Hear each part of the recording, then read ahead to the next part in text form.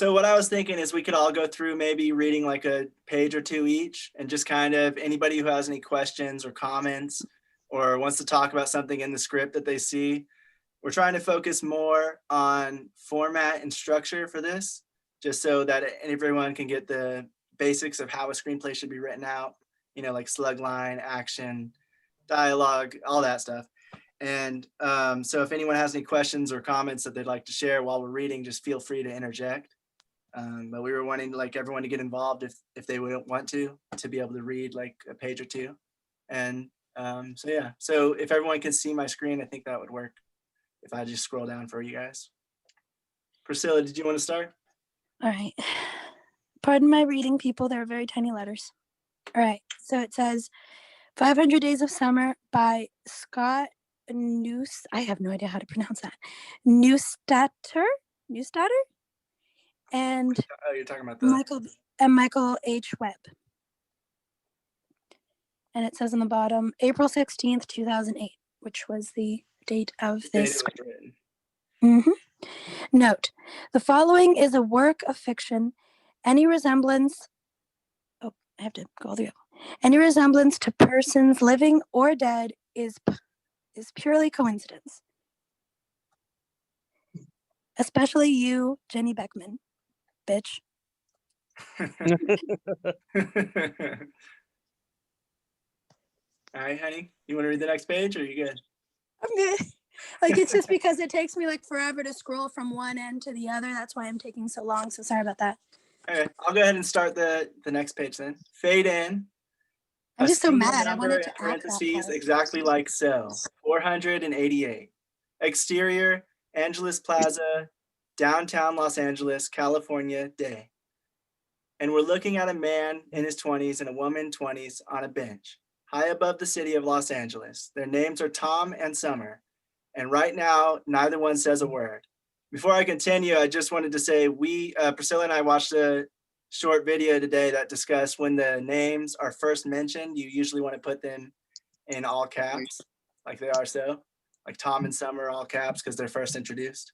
So anytime you're writing a description and you have a person, you want to make sure to put them in caps for your first introduction of them.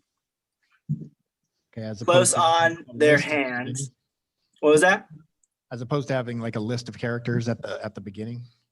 Right. Yeah, I think some scripts do have something like that, but for the majority, they just kind of introduce them in the. Cool. That was also something really interesting that we saw was the difference because we saw multiple beginnings of scripts and the difference between the description of the character that we see in the first scene. Some were very descriptive. Some just said a man.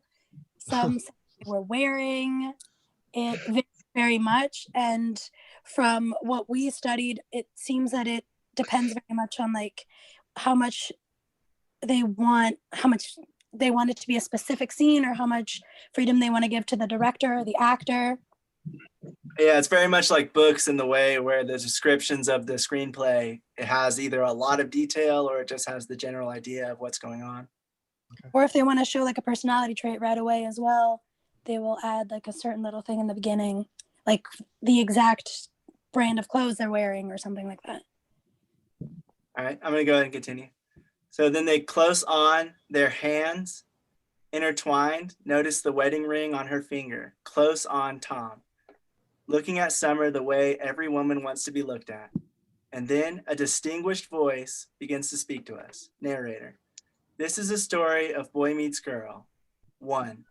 Interior conference room day. Tom Hansen sits at a very long rectangular conference table. The walls are lined with framed blow-up sized greeting cards. Tom, dark-haired and blue-eyed, wears a t-shirt under his sports coat and Adidas tennis shoes to balance out the corporate dress code. He looks pretty bored. Honey, notice how his name is in capitals again. That was something I noticed. It's because he put his last name in.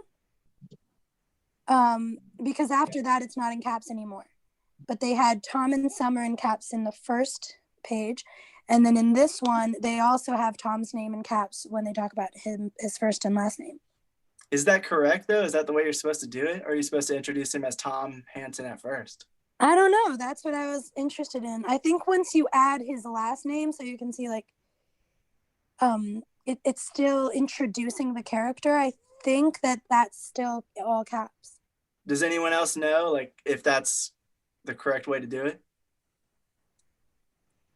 I'm not sure, but I've read some scripts before, and it's always the beginning. You introduce the character, full name, and everything, and then you go into the description. And then you start calling him Tom instead of Yeah. Tom Hansen, right? Right. Yeah, that's what I'm used to. Yeah, because I'm not used to because what we watched said that their name is in all caps when they are first introduced. So if he's not a new Tom, I feel like he shouldn't be all caps again. Will said, yeah, that's the correct way, as in like not having him in all caps again. Right. You shouldn't have him in all caps again. Once you introduce him, you should be once you introduce first, you're okay. Like since they already introduced him at the beginning of the script, the audience already knows who he is. Right. Then I wonder why yeah. I put Okay. it all in Yeah. caps. Some people do, like I've noticed that some people do that, some people don't. It's just the preference of the writer, I think. Okay. Also, I think that because in the script can make money and is decent. Sorry. Small little rule breaks like that, they slide a lot. In independent films. True. And especially like if you read like some acclaimed writers, even they sometimes they have their own little thing, their own little style. Okay. Yeah, Okay. that's so true. Yeah. Down. Oh, okay. Well, that's There's no interesting. wrong or right way. It's just basically just introduction on the character. That's how they doing it. We don't have to do it this way. Okay. Yeah, next week we will have like a much more in-depth discussion on do's and don'ts and things we've learned, tips and that kind of thing. So maybe we can do some more research on like different styles and learn more about that this week. All right. Well, thanks, guys. Thanks for explaining Yeah. a bit more. Narrator: the boy, Tom Hansen of Margate, New Jersey, grew up believing that he'd never truly be happy until the day he met the one. Interior living room, 1989. The year I was Preteen born. mom. What? The year I was born. Oh. Preteen Tom sits alone on his bed, engrossed in a movie. His walls are covered in posters of obscure bands. From the TV, we hear Elaine, Elaine. Narrator: this belief stemmed from early exposure to sad British pop music and a total misreading of the movie The Graduate. Wah, wah, wah. Yeah, I love this movie. It's one of the few rom-coms that I can stand. I got a question. So Yeah. how they describing the character and stuff like that. So the narrator is just basically talking about how the scene is gonna be presented, or I thought The narrator is actually in the film when he's when they're going over anything on screen and they're not like they are just describing it as if they were reading a book. okay. The It's narrator is like, only when he's talking over the scene, basically. in this the narrator is actually a character that you're never going to see because he's just Gotcha. someone who's describing everything. Okay. This omnipotent character, yes. Like in a book when the narrator is narrating the story. It's kind of like that. Who's going to read it next, honey? Who's next on the Whoever wants list? to. Anybody want to read next? I could read next. Okay. Okay. Interior office cubicle, present day. Summer Finn files folders and answers phones in a plain white office. She has cropped brown hair almost like a boy's, but her face is feminine and pretty enough to get away with it. Narrator, the girl, Summer Finn of Shinnecock, Michigan, did not share this belief. Okay. Interior bathroom, 1994. In a meeting. Interior bathroom, 1994. Preteen Summer stares at herself in the mirror. Her hair extends down to her lower back. Since the disintegration of her parents' marriage, she'd only loved two things. The first was her long brown hair. She picks up scissors from the counter and begins to slice. Narrator, the second was how easily she could cut it off and feel nothing. Interior bedroom, same. Tom continues to listen to some boring presentation. Interior cubicle, same. Summer answers a call, takes a message, and walks out of her cubicle down a long, narrow hallway. Narrator, Tom meets Summer on That's June 8th. interesting. What is? Yeah. When we were learning about different shots and the way that they're presented, it wasn't one of the rules that they were telling us is not to constantly put like interior, exterior, interior, exterior unless it's like a montage, which I guess this would be. I think this is different, honey, because it's going back and forth between characters. Oh, so it would be like an what do they call it? An intercut. An intercut, yeah. Right. But it doesn't say that. It just has like the interior and exterior. So that's a different thing as well from what some people say. Isn't it like a lot of different like settings and things? So maybe it's just necessary to set the location. Yeah. Yeah. Because Yeah. it's going back and forth to a bunch of different locations and stuff. So Yeah. It's just so you don't get confused because it's not really the same. It's not the same location like what we were reading about. I'll continue. I'll keep going. Yeah. Go ahead. sorry. Narrator. Tom meets Summer on June the 8th. He knows almost immediately. She's the one who he's been searching for. What does CU stand for? Close up, I believe. Okay. Close up. Summer opening the door to the boardroom, about to come face to face with Tom for the first time. Narrator. This is a story of boy meets girl. But before they do, black. It's like cut to black. Yeah, I'd assume. Yeah. I don't know. Okay, so does someone else want to read now, or should I keep going? I like the way you read. You sound like Morgan Freeman. I will take that as a compliment because, you know, Morgan Freeman is definitely revered. So, One of the world's best narrators. yeah. James said it's cut from location to location, and that's how you would present. Then that's how you would present it. Oh, okay. Yeah. Okay, so does anyone else want to read?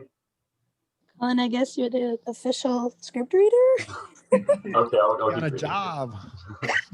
Nice. Guys, Amazing. just cash app him right now.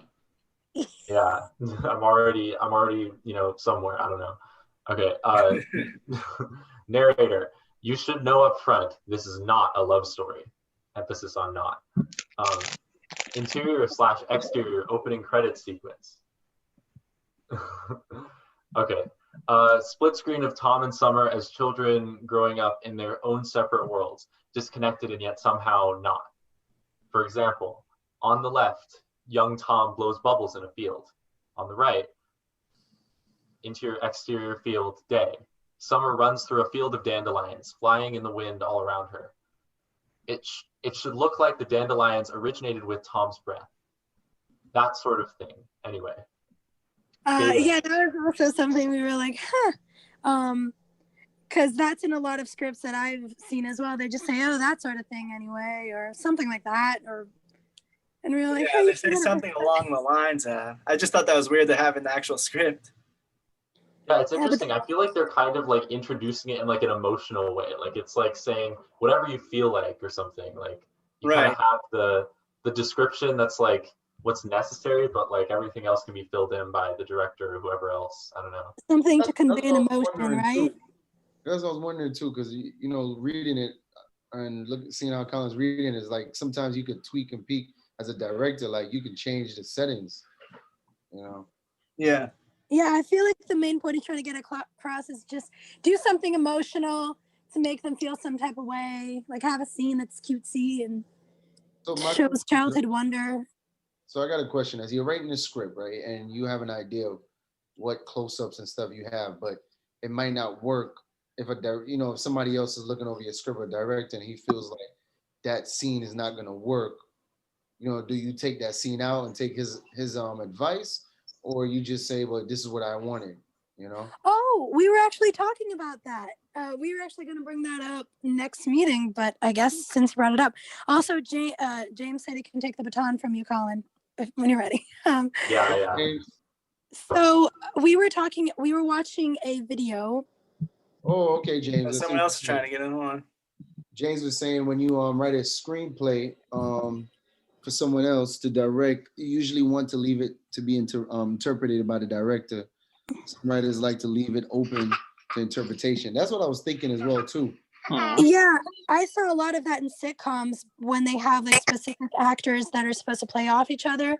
When you're reading the screenplay, it says a lot like act angry in the scene, or just show disbelief, or whatever, or something like that.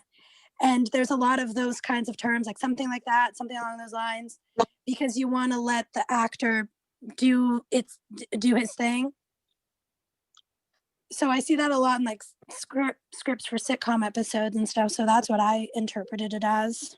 Especially if you're going to leave it up to them for like an improvisation joke or something, you probably just say, he says something along the lines of this. Will said, yep, the script for The Office are great examples of that. Some Friends scripts as well. Just Yep. such great improvisation. What we were looking at was exactly talking about that, about when you are in a meeting, you know, and you're having is it note taker, I think it's called? No, Basically, whenever like an executive, you're pitching your script, or they're going over the script after you already pitched it to them, and they're kind of giving you notes. We were watching a video. There's actually a video in the syllabus about it, the do's and the don'ts. And one thing is like she was talking about, don't get defensive if they don't. If they have a note for you, try to be open about it. And 1 second, I have to admit somebody else in. But you shouldn't take. I'll take it from here on. While you shouldn't take it personally, pretty much. But you also don't have to take it like, oh, okay, he told me to do that, so I guess I'm going to have to do that. So the whole thing was, try not to dismiss the person giving you notes, in the sense that I think we were talking about that with Sarah the other day when she was talking about how sometimes she gets defensive or takes things personally. And that is a very normal human reaction, because when it's something that we're passionate about, like a script that we wrote, that's our baby, our passion project, and we hear like something we poured our hearts into, and we hear all these people come with all these notes and these critiques, it's very easy for us to get defensive, like, wait, what? You want to change what and this and whatever? But the main takeaway that she was giving was, you just appear open to it and take it under consideration. Try to understand how they would interpret, oh, they say that they don't understand this scene. Why don't they understand the scene? Ask questions. And at the end of the day, if you feel it doesn't work for you, there is a way to just be like, listen, I really appreciate your feedback. I implemented some of them, which I thought were really good. Thank you so much. This idea you gave me, it was really great, but when I put it in my script, it just didn't flow as well. But it is a really good idea, and I will take that with me in the future. So just stand your ground when you believe that it's something that you don't think would fit or you don't think is changeable, but also appear open to the person giving you critique. Show that you're actually listening and you're not just immediately dismissing them. At the end of the day, we have to remember that I'm here for a reason. My input is important. Otherwise, they could have just gotten their secretary or somebody to just write it out. Right. So value your ideas and your script in that way as well. Gotcha. All right, Colin, you in here? I had my Okay, I'll keep script writer actually. Wait, so should I keep going now? I'll keep going. I'll keep going. Fade in, parentheses 240. Exterior downtown LA, night. A 12-year-old girl, in caps, rides her bicycle down the block towards the downtown skyline. Exterior Tom's place, same. The girl arrives in an apartment complex, jumps off the bike, and races up the front stairs. She rings the doorbell. Interior Tom's place, later. Paul and Mackenzie open the door. These are Tom's best friends. Paul is a doctor and wears hospital scrubs. Mackenzie works in the cubicle next to Tom. Paul, we didn't know who else to call. The girl removes her helmet. Ghostbusters. Yeah, Ghostbusters reference. Yeah. Mackenzie, it's Amanda Heller all over again. SFX. Oh, SFX, a plate crashes. OS. What does OS stand for?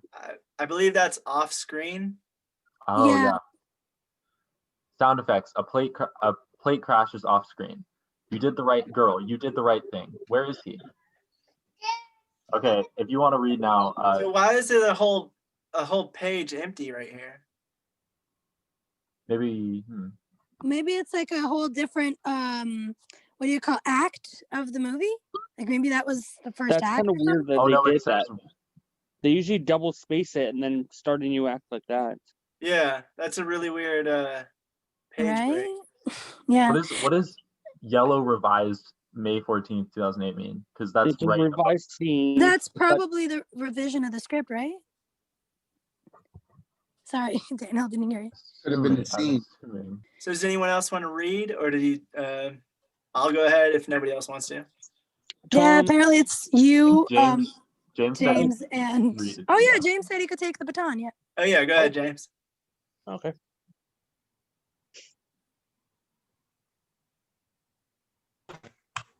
Sorry, it's like a whole system with these two things. All right.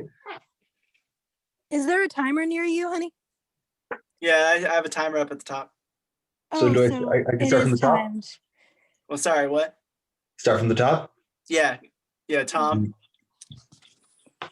This Tom will be is in the fun. kitchen breaking things and basically going nuts. As he does, we should notice a few things about his place. One, though it isn't big, it is organized by a master. Two, on the walls is a series of framed portraits, each one a famous building and its architectural blueprint. As we'll soon learn, Tom has a big interest in architecture. About to smash a plate on the floor, he's interrupted by girl, Thomas. Tom freezes. Tom. Okay, I don't feel like that's in the story. I feel like that's just a description, right? What? Tom freezes? No, that whole part, that was just a description of the scene, right? Yeah. Like, That wasn't the like a narrator. director. Yeah. Yeah, it's just like Yeah. establishing where they are and like the mood, I assume. That was an interesting description. I just thought that was It's weird. This script is weird how it's made. It's A little free. bit, yeah. I was thinking the same thing. Like it's a That's little. what happens when you get free stuff. It's weird. Yeah, maybe. It's almost like the art director script. That's what I was thinking of. Like that director did a revision of the script, and this is his way of you telling him, the director telling you guys how he's Art gonna have the director. script.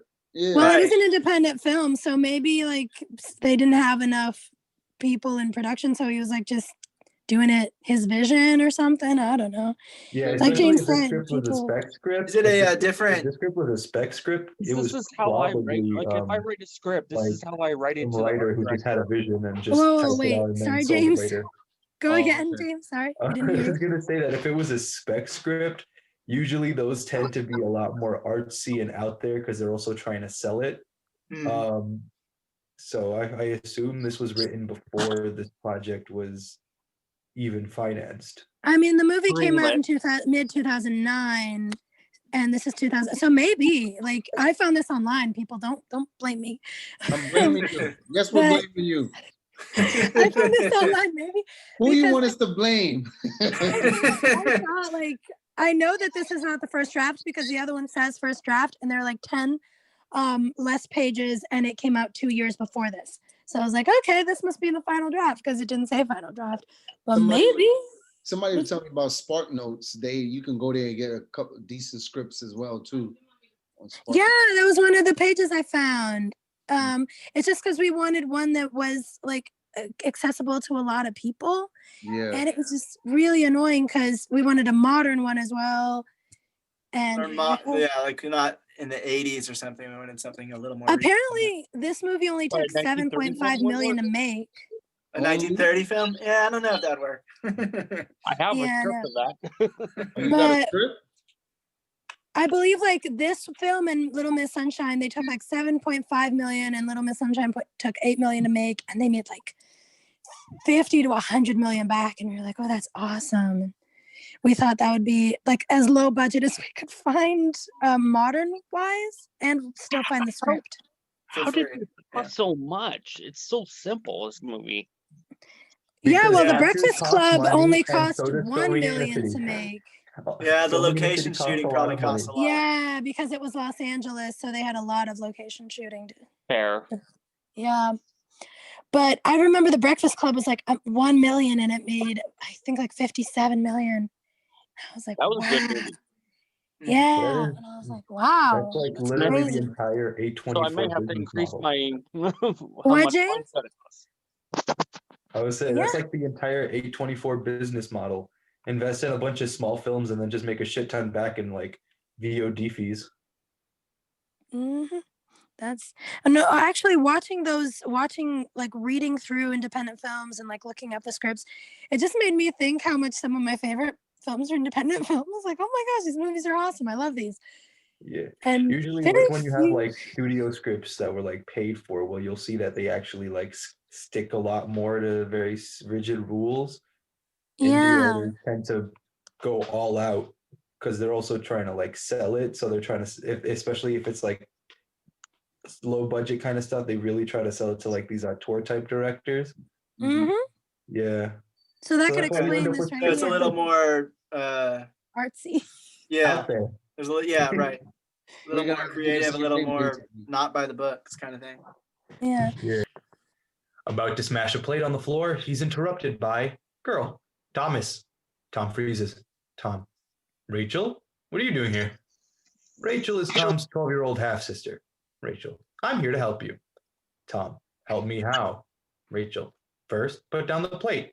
Cut to interior, Tom's apartment, later. Tom sits next to Rachel. Paul and Mackenzie sit on either side of them. Tom, I'm going to be sick. Rachel, drink this. She hands him a glass. Tom drinks it down. Mackenzie, what's that? Rachel, vodka. Why are you doing a female version? He's committed. He's committed to this. Okay. You guys don't want to see me when I'm working on my own stuff. Like I'll like just march around my room acting out the roles, and then like hopefully none of my roommates hear it. You're gonna do a Tyler Perry where you actually envision them talking to you and talk to them, and because that was Yeah. like, I was That's like, how I dude, write. It's do you the have only scripts? way I can write because it's the only way I envision things. I mean, that's a cool way to do it. I'm just like, if anyone sees you, they might try to put you in a psych ward. I mean, No, yeah, man, it's New York, so they can. they won't. It's too many psychos. They'll wait for you to do something crazy. Right, yeah. True. The perks of living in New York. Could I be honest? I don't really like this script. I mean, the movie's really good, but yeah, I'll see if I can find. Oh, I think I can find the script to Get Out. Ooh, wow. That's interesting. I think I found it between the stuff, but then we were like, maybe we should have one that has a first draft and a final draft because I feel like that'd be easier to study. Right. But if Sort of it's kinda gonna be confusing a little bit. really weird, I think I have it saved. We can try that one if you want. Yeah, sure. Because this Let me guy see if I A lot can of find fun Tarantino scripts end up on the internet pretty often too. Really? Yeah, I remember reading Inglorious Bastards screenplay for free on the internet. Huh. Really. Yeah, I've Why seen don't that you too. guys send me stuff then? I was telling you guys, I was like, guys, send us scripts. Come on, huh? Ideas. And no I one got said the motherfucker anything. with a hat too. And then yesterday he was like, honey, no one said anything. What are we gonna do? And I'm like, oh, I'll do some research. And I went nuts. Okay, I found Get Out. Yes. All right, does anyone want to start reading this one? Get Out by Jordan Peele. Get out! Gotta Yeah. say, I love that movie so much. So is this the beginning of the movie, like before on like on a black screen, it's saying all this stuff at the top, right? Appeal to you. Yeah, this is the wording that was in black in the beginning of the movie. Okay. All right, so no one wants to read it? I appeal to therefore, brothers, by the mercies of God, to present your bodies as a living sacrifice. What the hell? Holy and acceptable to God, which is spiritual worship, is your spiritual worship. Do not be conformed to this world. Sorry, it's moving on me. Moving. Yeah, it does shake Yeah, a little bit. It My is shaking a script little doing bit that for some too, reason. shake it. Huh? Because I'm not. I'm gonna send the link through WhatsApp. You guys can read it on your other pages through that if you want. Thanks. It's an and be alternative. transformed by the renewal of your mind by testing your discern, and that is the will of God. Romans. I just can't read when There there's we stuff go. popping on my Romans screen. 12, 1 and 2. Yeah. Okay. I'll go ahead and read that if you guys are. I sent it via Oh, WhatsApp weird. for you guys. Yeah, that came up when I was reading. Oh, sorry. So it's like, I'm like, wow. What is good and acceptable and perfect? Romans 12, 1, 2. Exterior, suburban night. Andre, 29, an African-American man, walks down the sidewalk talking on his phone. Andre, hey, I'm trying to figure out what kind of sick individual would name a street Evergreen Way, a half a mile from Evergreen Lane. Crystal, off screen. Oh shit, you're at Evergreen Lane? Andre, took me long enough to figure that shit out too. Now I'm walking through creepy, confusing ass suburbs. They laugh. Andre continued. I'm serious though. I'm out here like a sore thumb and shit. Crystal, off screen. Stay put, we'll come get you. Andre, no, I'm like 10 minutes away now. I'm good. I need a drink, but I'm good. Crystal, okay, sorry, babe. I'll make it up to you. Andre, I'm gonna hold you to that too. See you in a minute. Andre stops. He looks down the street behind him. It's dark and empty. Andre looks up the street in front of him. A vintage cream-colored Porsche with tinted windows and a roof passes him. A dog barks. The car does a U-turn behind him. It now creeps up on the street behind Andre. It's following him. Interior, sports car, continuous. Driver's point of view, watching Andre. His breath echoes, deep and tinny, as if we're into a coffee can. Through the car system, we hear the song Run Rabbit Run. Exterior, suburban street, continuous. Andre, feeling followed, stops and turns. The car stops. He waves at the unseen driver, obscured by reflection of the streetlight on the windshield. You guys notice how it says engine purrs in all caps? We heard that if it's like a very specific sound effect or a very specific detail, you always want to put it in caps to have it stand out in the description. Where is that, at the top, right? It's no, it's in the middle right here. Like the engine purrs, the song Run Rabbit Run is playing from inside. Hey, do they also do visual details? Yeah, we heard it's like if you want something to really stick out, like if they were really wanting it to be like purple car, it's purple, and that has something to do with the story, then you would put purple in all caps to make that. Otherwise, you just add it to the regular description of the scene. Okay. Yeah. Andre peers through the windshield but can't see through the reflection of the street lamp. Nothing. Sketchy. Andre resumes walking. The car follows suit. Andre, under his breath, this is some shit right here. After a beat of walking, Andre continues. Nope. Andre turns around and begins walking in the other direction. Andre continued to himself. Yo. So like also in the parentheses, you can see how he's saying it so that you're not reading it out loud. That's called a parenthetical, and it's right under the character's name. You have how they're saying it. So if he was screaming it, you might want to put screaming instead of under his breath. So we know the tone that he's saying something. James said, generally any detail or happenstance you consider important or want to give emphasis to in a screenplay usually gets put up in caps. In all caps. Yep, that way it stands out to the reader. Also, I believe, if I'm not mistaken, this movie used to be on Amazon Prime if anyone wants to rewatch it, because I might do that to help me visualize the script a little more. That way you can kind of see how it's playing out on the script and on screen. Yeah, I think that would be really cool for whoever has access and can rewatch it. I feel like that would be a great tool for us to study the script.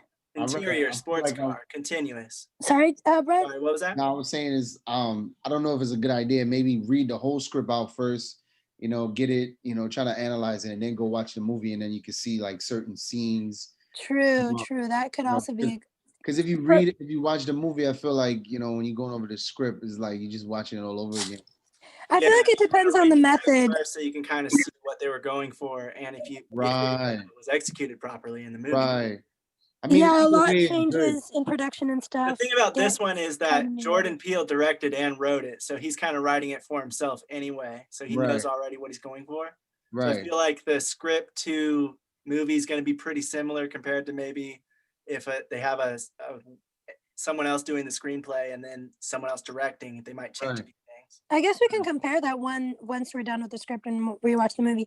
I feel like I might want to watch it and read the script just because my brain works better that way if I Oh, have okay. it clear in my mind and I can visualize it.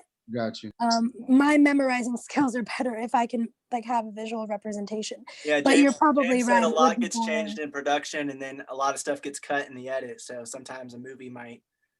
There's always like 3 movies: the one that's written, the one that's the one that's on filmed, and the one that's edited. Because when you edit, you might cut out a bunch of stuff that's important to the story, and it might. It's like The bringing screenplay a is the book to movie a that Jordan. like DC's doing with a lot of their movies. They keep cutting out so much information that you're kind of lost, and it's kind of just like a whirlwind of From the actual story, yeah. The It's screenplay is the accurate. movie that Jordan Peele has in his head. The film itself is the compromise he came to on set and in the editing room. That is a really good comparison, James. Thank you. Okay. It's Yeah, like that's a really good way to explain it. it's also like how they bring books to movies. Like a lot of times they cut out a lot of stuff from the books when they transfer it to movies. Yeah, because you can't fit everything in, so you got to find a way to. Or sometimes, like if Look you at it like Something that's in your brain, like something that someone's thinking, you have to find a way to make that scene. That's why a like, show director's that some cut always emotion. usually has probably like 30 extra minutes if they can, because they have so much more they want to put in. But the execs were like, "Nah, that's too long of a movie. People are gonna get bored." Has anyone seen the movie The Casino? Yeah. Not yet, no, but I have it. The new The one? original The Casino? Which- The original movie was 6 hours long. What? Yep.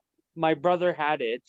It was on VHS, and then they cut it down on DVD to 6 hours to 3 hours. Oh my god, I heard that the longest movie was like 4 hours long. Longest movie ever made. But that It is was like 8. I think there's one. I can't remember what the name of it was, but it's like an 8-hour movie. The original Titanic script was a lot longer than it was. not even what What's not true? there are crazy 28-hour art house films out there.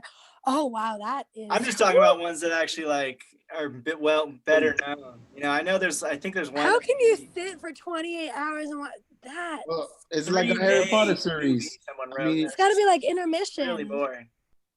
Like we watched The Lord of the Rings in a marathon, like all 6 of them, and we'd had to take like a few breaks like every hour, every 2 hours, in between because it was. Lord of the Rings and the Hobbit movies.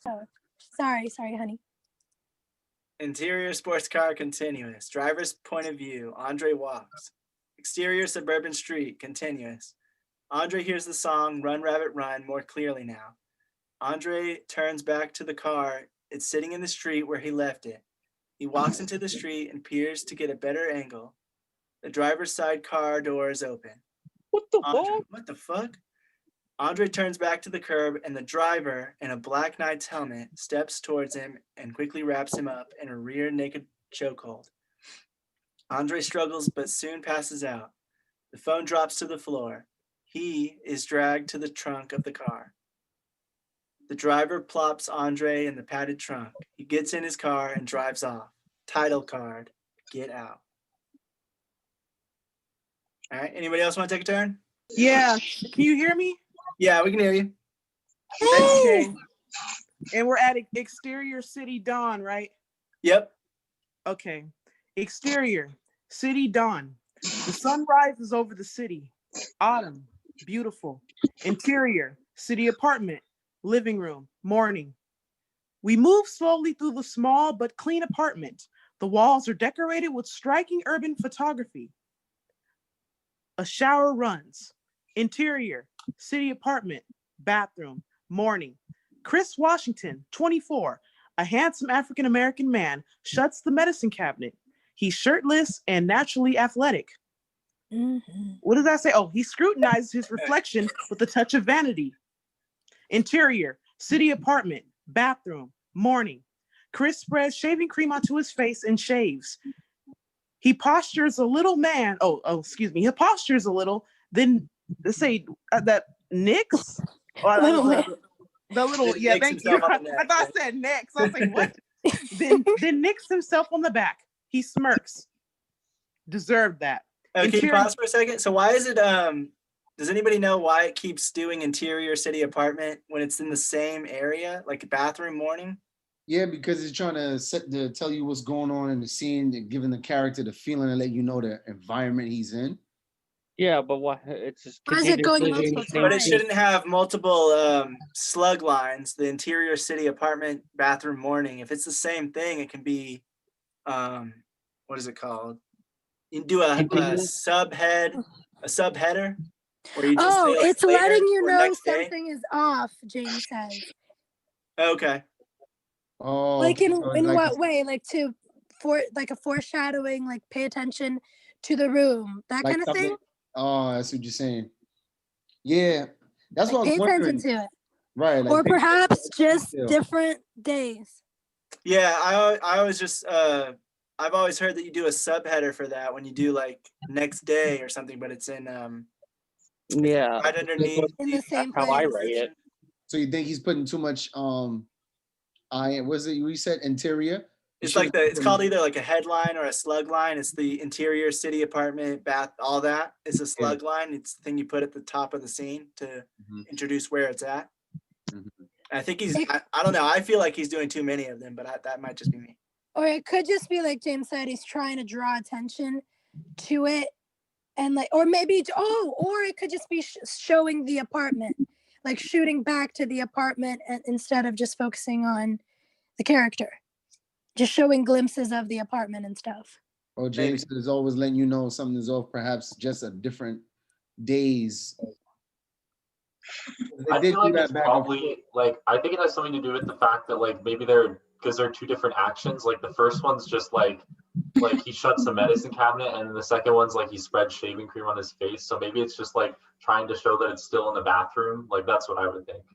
I don't know. Yeah, but that's what we were studying, is that you don't need to do that when it's in the same thing. It can just be like the subwoofer. I think You can it just was. say like next day, like underneath the description, you can just have like all caps next day, and it's like to the bottom left of it. Or still in bathroom or something like that. Like Maybe it's like to reinforce the aesthetic or something. Like maybe it's just to, yeah, that's what we were thinking.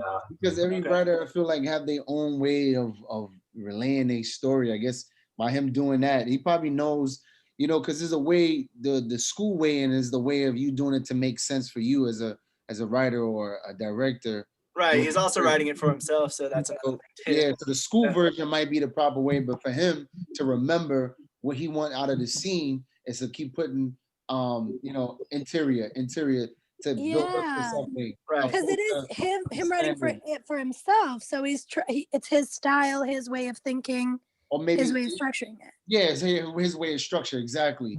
Because sometimes, you do the book way, it's almost like, you get out of film school and it's like, and then you go out in the real world, it's like, this is not the same thing they taught you in school. It's really different out here. So maybe he decides to change it to accommodate, his point of view instead of putting all his interior. Yeah.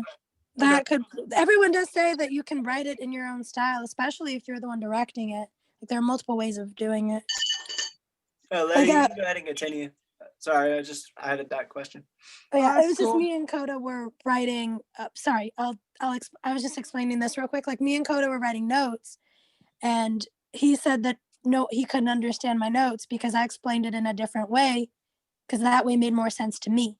Or made it easier for me to see it or me to understand it. Oh, okay. So maybe all right, so I continue now. Meeting's about to end, so let's continue real quick.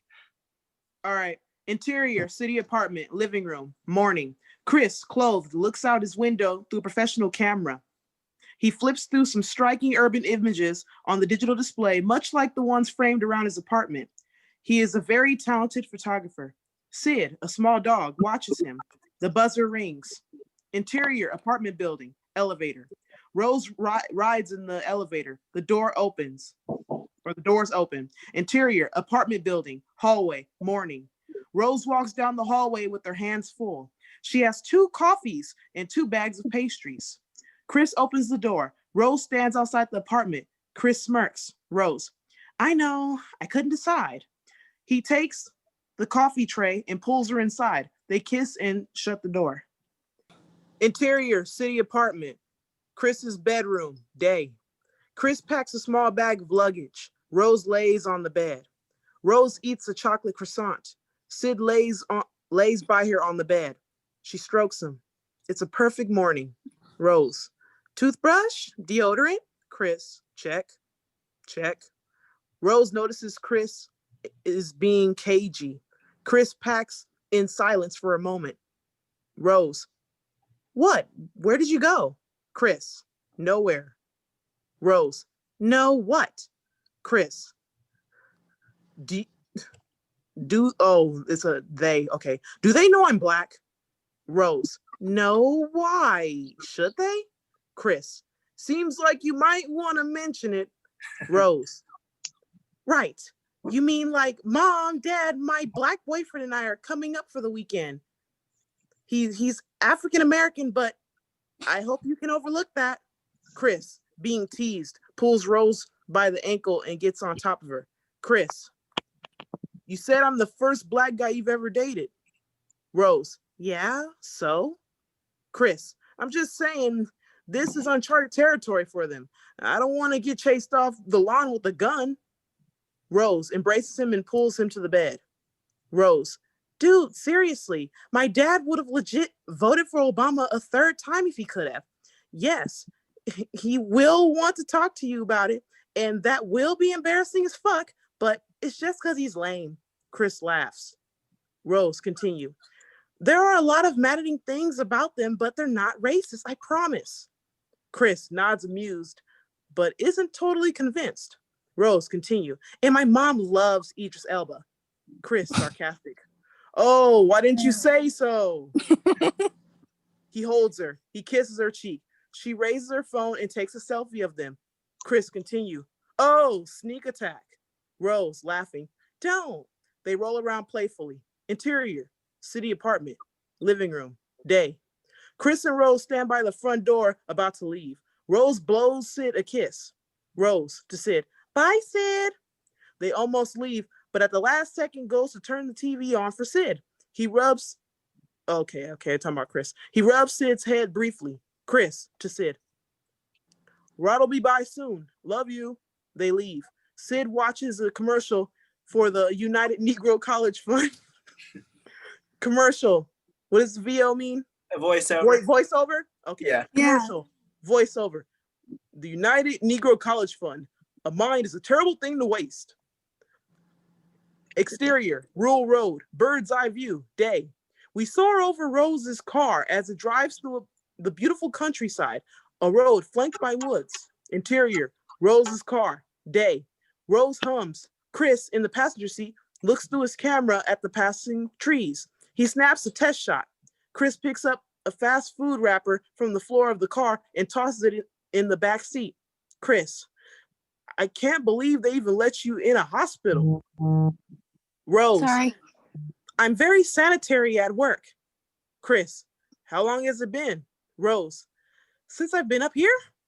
I don't know, a few years? My dad grew up here. We used to come up every summer to visit my grandparents. Since they died, my parents basically moved here. Chris takes out a cigarette sneakily. Rose grabs it promptly. Chris holds out his hand for it. He's played this game before. Chris, okay. She poses sexy with it. Rose, is this hot? Do I look hot? Chris, I'm a grown man. If I say I want a cigarette, I should be able to. She opens the window and throws it out and closes the window. Chris, continue. Okay, so that's like $1. You basically just threw $1 out the window. Rose takes a crumpled dollar out of her purse. Chris, continue. Hold on, I gotta call Rod. Chris takes out his phone. Exterior, airport, departures terminal, day. Rod Williams, 26, African-American. A stocky TSA agent smokes a cigarette and hides it from arriving passengers. His cell phone rings. Rod, sup? Intercut with, what does that NT mean? Interior, right? No, ENT. I think it's supposed to be INT. I. Okay, they left out the I. Okay, interior. Rose's car. Day. Chris sits in the passenger seat and talks on the cell phone. Chris, hey, you at work? Rod, yeah. Chris, tell me this. How am I gonna get in trouble for patting down an old lady? It's standard procedure. I got fucking Gary out here thinking just because a bitch elderly, she can't hijack an airplane. Chris laughs. Rod, continue. Watch, the next 9/11 is gonna be on some geriatric shit too. Chris, look, man, thanks for watching Sid this weekend. Remember, no human food. He's got IBS. Rod, you actually think I forgot that shit? Damn, see, I'm hurt. Give your boy a little credit. I don't forget shit. You do. Chris, yeah, all right. Rod, apology accepted. How's little Miss Rosie? Chris, she's good.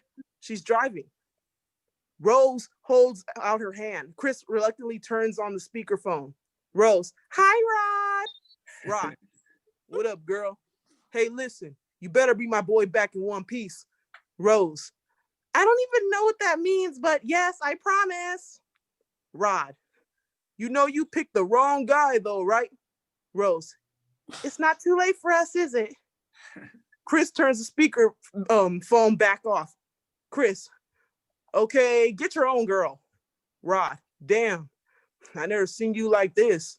Chris, like what? Rod, meeting the family?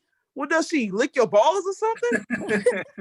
Chris, goodbye, Rod. I'll kick you some cash when I get back. Rod, I don't need your money. Just get your girl to introduce me to one of her ball-licking girlfriends and we straight. Chris, bye. Rod, you better not come back all bougie on me. Chris hangs up. He gives Rose a look.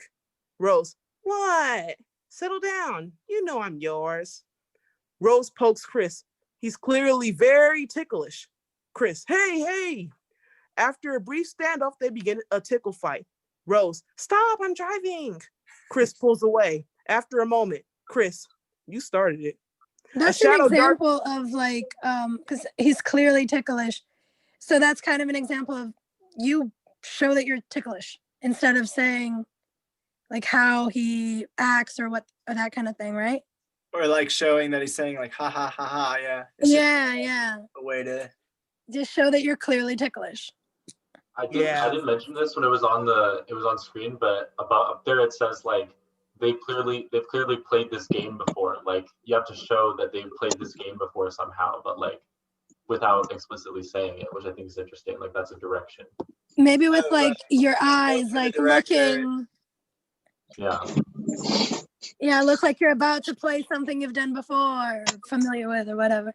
But yeah, oh my gosh, I love this movie. Yeah, it's really funny. It's so freaking good.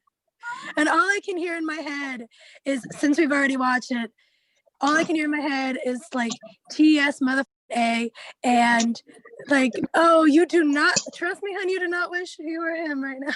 Like, if you only knew what was coming. He's like, you picked the wrong guy. Oh, honey. But yeah, do you want to keep reading? You're doing like awesome. Yeah. Thanks. I love this kind of stuff. Yeah, totally. All right. As in reading, or as in the movie? I've never seen this movie. I like impersonations and reading out loud. Wow, you're basically reading how the characters do in the movie, so I just assumed you knew these characters. No, I have no idea what they look like. Well, I think the guy, they use face and a lot, but I've never seen this movie. A shadow darts across the hood of the car. Its hind legs smack the hood of the car with a loud thwat. Exterior, rural road, continuous. The deer is propelled into the woods like a pinwheel. The car screeches to a halt. The passenger side mirror swings, dangling off its mount. Chris and Rose, that was good. Chris and Rose breathe hard for a few moments of shock. Rose, fuck. Chris, you okay? Rose, yeah. You? Chris, yeah. That scared the shit out of me. Rose and Chris get out of the car and inspect the damage. The right headlight is busted and a scratch in the paint leads across the hood to the right rear view mirror, which hangs. Rose, fuck. Chris looks back in the direction of the collision. James Chris. is asking if he can borrow you for some Foley. Sure, I don't care. Chris, stay here. Rose, what are you doing? Chris, I don't know.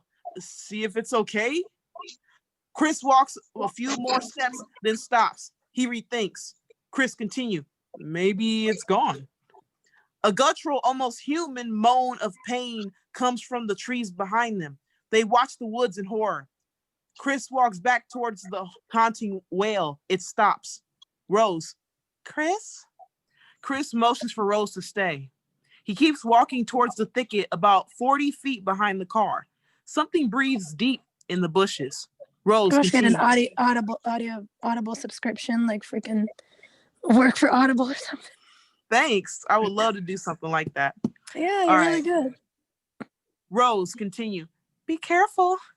Chris gathers his courage and steps off the road into the dark thicket. He peers through the bushes. The deer lays there gasping for air and watching him with the black, wet eye. Chris is transfixed. Exterior, rural road, day. A cop car is now pulled up behind Rose's car. Officer Frosty, Caucasian, 33, stands near the deer on the road behind. Another officer, Officer Ryan, 40, Caucasian, speaks with Rose, who stands by the open driver's side door. Chris sits lightly on the hood, facing forward, lost in thought. Interior, Rose's car, continuous. Rose rummages through her messy purse. Officer Ryan, so, in the future, the number to call is Animal Control Services. Rose, right, thanks. Here it is. Rose finally pulls her driver's license from her purse. The officer looks at it and over at Chris. Officer Ryan, you two coming up from the city? Rose, yeah, my parents live in the Lake Pontaco area. I probably fucked that up. We're up. Yeah, I'm not sure. Pontaco, maybe? Pontaco, We're up here. I think it's Pontaco. Pontaco. Okay. We're up here for the weekend. Officer Ryan, sir, can I see your license? Chris, oh, yeah, I have a state ID. Rose, wait, why? Officer Ryan, ma'am? Rose, he wasn't driving. Officer Ryan, I didn't ask if he was driving. I asked to see his ID. Rose to Officer Ryan, but why? It doesn't make any sense. Chris, here. Chris offers Officer Ryan his ID. Rose, no, that. He shouldn't have to show you his ID because he hasn't done anything wrong. Chris, baby, it's okay. Officer Ryan, ma'am, anytime there is an incident, we have the right to. Rose, that's bullshit. Officer Ryan, ma'am. There is a tense silence. Officer Ryan gives up. Not worth the trouble. Officer Ryan's walkie-talkie chimes in. Officer Frosty, everything all right up there? Crowsy? He presses his walkie-talkie button. Officer Ryan, yeah, I'm all good. To Chris and Rose, you guys drive safe. Rose and Chris get into their car. Officer Ryan continue. Get that headlight fixed. And the mirror. Exterior, rural road, day. Bird's eye view. The car winds through a thickly wooded road. Interior, Rose's car, afternoon. Chris sits in the passenger seat deep in thought. He watches Rose with a new pride. Rose notices. Rose, what? Chris, that was so hot. Rose, I'm not gonna let anyone mess with my man. Chris, I see that. Rose, we're here. Exterior, Armitage Estate, afternoon. The woods give way to a huge clearing. A lovely medium-sized home sits in the middle. Thick forest surrounds the estate. The property is charming and isolated. No other houses in sight. As they drive past the large front lawn, passing Walter, African-American, 35, who trims hedges. Walter is tall and wears a gardening hat. He works slowly and methodically. Rose waves as they pass. Rose, hi, Walter. Walter waves back. Rose continued to Chris, the groundskeeper. Chris, oh, okay. Exterior, Armitage Estate. Moments later, having parked, Rose and Chris approach the front door with their luggage. Rose rummages through her bag. Rose, where are my stupid keys? I just had them in my hand. Chris rings the doorbell. Touche. Rose continued, get ready. Footsteps. The door swings open, revealing Dean Armitage, 59, a tall, barrel-chested wasp. Dean is a well-educated man with a poor social filter and a bad case of dad humor. He is the kind of guy who pronounces garbage, garbage. And Missy Armitage, 56, is poised, warm, and beautiful. She exudes patience and intelligence. Missy can read people like books. She's a perfectly attentive host. Rose hugs her parents. Rose continued, hi. Dean, there she is. Missy, hello, sweetheart. You can pause right there. So whenever there's like two names, we heard that means they're speaking at the same time when there's two names like that. Oh, it's like some overlap. Yeah. But yeah, I couldn't continue from there. I was just wanting to know. Oh, okay. Chris stands there awkwardly. Rose, Chris, this my mom and this my mom and my dad. Okay, Chris, this is my mom and my dad. Mom, dad, Chris. Hey, Dean holds his hand out. You can call me Mr. Armitage. Chris, of course, Dean, got him, come here. Dean grabs Chris's hand and pulls him in for a bear hug. Dean, continue. We hug around here, my man. Call me Dean. Rose rolls her eyes with love. She's already embarrassed. Missy to Rose. Your father's very excited. Chris, nice to meet you. Missy. Hi, I'm Missy. Welcome to our home. Missy shakes Chris's hand warmly. Missy continued. Come inside. Dean. Yes, come in. Make yourselves comfortable. The four entered the house. Walter watches from afar. He slowly turns and goes back to work. Interior, Armitage home. Foyer, continuous. The interior is homey and eccentric, worldly and interesting. Dean to Rose and Chris. How's the ride in? Rose. We hit a deer. Dean. Oh no, is it dead? Chris. Yeah. Missy. That's horrible. Are you guys all right? Rose. Yeah. It just fucked us out. Missy. Fuck? That's a good one. Chris. It came out of nowhere. We got it pretty good. Dean. You know what I say? One down, a few 100,000 to go. Missy laughing. Dean, you're so awful. Rose. Dad. Dean. What? They're everywhere, like rats. The threat they pose to the ecology is pretty serious stuff. Missy. I'm sure that was traumatic for you. You two must be exhausted.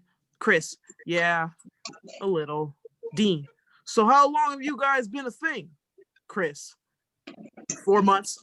Rose. 5 months. Chris. She's right. I'm wrong. Dean. Attaboy, Chris. Get used to saying that. Dean stands. Dean continue. Anyway, let me give you the grand tour. Rose. Slow down. We just got here. Missy. Let them unload their bags first. Dean. Yeah. All right. Well, hurry. Interior, Armitage upstairs hallway. Day. Rose and Chris take their bags upstairs. Interior, Armitage house. Rose's bedroom. Day.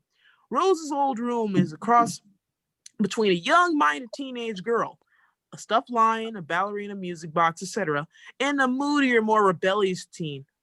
A window overlooks the front lawn. Rose and Chris place their bags down. She starts unpacking. Rose. I was never this clean. Chris. Oh, right. Chris looks at some pictures posted on her dresser. Rose. So? Chris. What? Oh, they're great.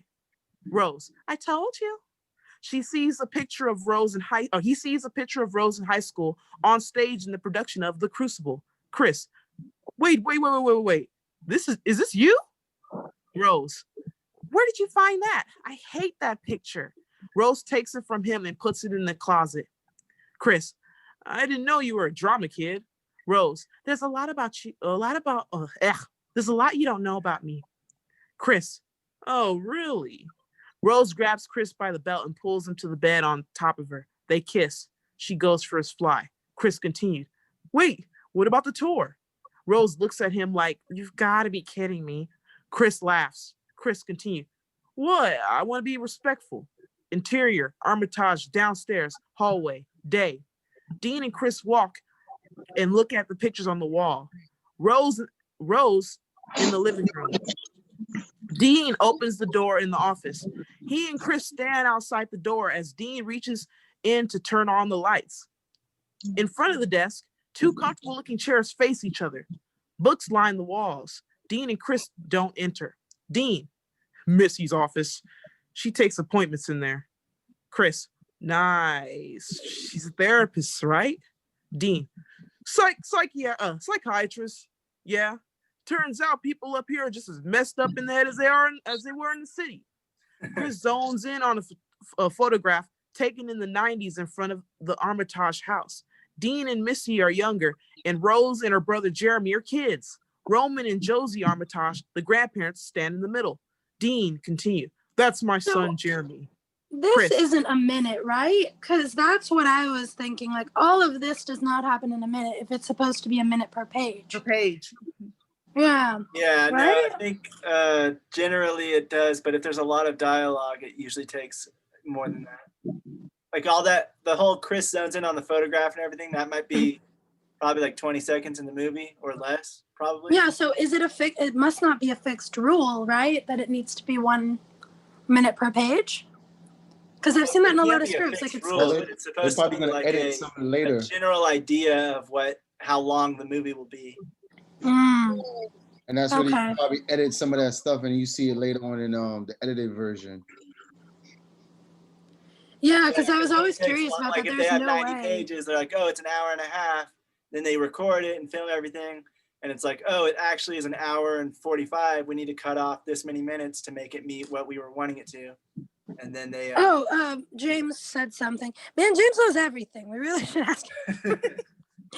The 1 minute per page rule is just a rule of thumb. Oh, okay. So it's like minimum guideline type situation. Yeah. Okay. Because I was always wondering that in scripts. I was like, there's no way this is 1 minute. Maybe that's why that page from like the other script earlier was like way longer. You remember? Oh, like when it cut off to blank? Yeah, maybe that was why. To be 90 minutes? Oh, James said he has no life. Maybe. He watches a lot of videos and listens to a lot of we do too, but we're behind. Like, we saved a lot of the stuff to study with you guys. So we don't know any of this crap yet. So let's continue reading until we get to the next interior thing, and then we'll cut it off there so that I can just go over what we're going to be learning. And I think We got like 6 minutes left. For the Yeah, What Brent, page like, is the next having no interior? life right now is a good thing for your life later. You're investing in your future life. Yeah. Right now, you're just a zombie learning stuff. Okay, so what page is? Oh, okay, at the bottom of page 20, that's the next interior. So I'll stop there where it says, right there where it says Dean winks. Is that cool? Yep, Yeah. that's cool. All right, that's my son Jeremy. Continued, or Dean continued. Okay, Chris, and I've heard stories. Dean, he went through a couple of dark spots, but came out on the other side just fine. He's in med school like his pops. You'll meet him later. Chris, oh, cool. They pass Rose, who's on her phone in the living room. She gives him an told you this would be boring look. Dean chuckles. We pop around quite a bit. Always seem to bring some new little treasure back from wherever. They move down the hallway to a black and white framed picture of a 25-year-old man posing in the starting position for a race. Dean continued. Oh, you'll like this. My dad's claim to fame. He was beat out by Jesse Owens in the qualifying round for the Berlin Olympics in '36. That's the one where, Chris, Owens won in front of Hitler. Dean, talk about a perfect moment in history. There's Hitler on his high horse with his perfect Aryan race, and here comes this black fella to prove him wrong in front of the world. What a moment. Chris. Tough break for your dad, though. Dean. He almost got over it. Dean winks. Okay. Yeah. So The script is way better than the other one. Yeah. We just decided the other one because it had like a first draft and we thought that'd be good. But at the end of the day, like you said, it's really confusing. And I feel like we should have a script that's more descriptive. this one's more like one I've seen, so it's definitely more. like a Like regular the script. format is a lot better, and it's a lot more like how I've seen in other scripts. So Right. maybe. The only challenging thing I'm looking at is like after you write in the script, is like trying to figure out the scenes and the settings of each scene. That could take a time for one character. So it's almost like sometimes when you're writing, you got to be real careful on where your setting is because you got so much things to prop. If you want to minimize the prop. I guess in my case, with my low budget short film, I don't want to be in a place where there's too many props I gotta figure out and the background. That's something that I definitely want to cover, myself included, like just reading over stuff like that. It's actually in one of the syllabuses I have that because we might go in that next week because I don't know if you guys actually looked at the syllabus, but there are some videos The syllabus in the email? Yeah. Okay. Yeah, like it has the all screenwriting syllabus. One of videos. the things I wanted to cover was writing for a budget because, like you said, you can't be like they're in the middle of LA and like want to be in because that's going to be a lot of money to spend to get that street available. So a lot of thank God we have this network. So if I gotta go to Cali, Collins is right there. If we gotta go to Canada, yes, we gotta go to New York. You have different scenes. You could just bunk on Collins' couch and in one of his closets. We were talking about that the other day. Collins got a nice closet. We go all fit in there. It's like we want to go to New York. We can crash on James or Brent's couch. Just be like, hey, we're here. Yeah, sure. If you want to come just to wear your mask. Right. Yeah. No, we will let you know. We'll ask first. Real quick though, hold on. Before it only has 2 minutes, so I just want to cover this stuff real quick, especially in the recording. Funny of you to assume I have a couch. Yep, that's what I was saying. There's a cat James. bed or a dog bed. That could work. But that's what I was saying. I was like, honey, his apartment's teeny tiny. He doesn't have it. Like, I'll sleep on the floor. And I'm like, okay. So this week, I want to just we're going to be covering the do's and the don'ts of screenwriting, format and structure. We kind of covered a little bit of that today, but I wanted everyone to kind of look into it a little more. So the next meeting, we can talk about it more in depth, and especially so that we have it for once we start writing the scripts in this. In production, I wanted to look at line of authority and like who does what on a film set. And then in the terminology, script terminology, that would be all that stuff that's like the OS and the OC, like off screen, off camera. All of those things most of those things are in there. So it'll help you guys out to know what to put into your screenplay to convey what you're trying to tell. Yeah, and there's multiple videos explaining the same thing as well in case you don't like one person's version of teaching it. For example, I need a visual representation, and if they go really quick, like explaining boom and then this and then that, I can't memorize all that. I need a visual representation most of the time. So that's good too. Like we have 2 on basic terms of screenwriting, and the second one is a lot more descriptive and shows examples and of shows and specific scripts. That is a really, really good video we watched today. And then there's mistakes that screenwriters learn late. That is like an hour and a half, but it's so good and worth it. Getting ready to cut off. So I'm just going to say some of the videos are longer, some are shorter, but I would recommend checking them out so that next time we talk, we can all have an in-depth view of it.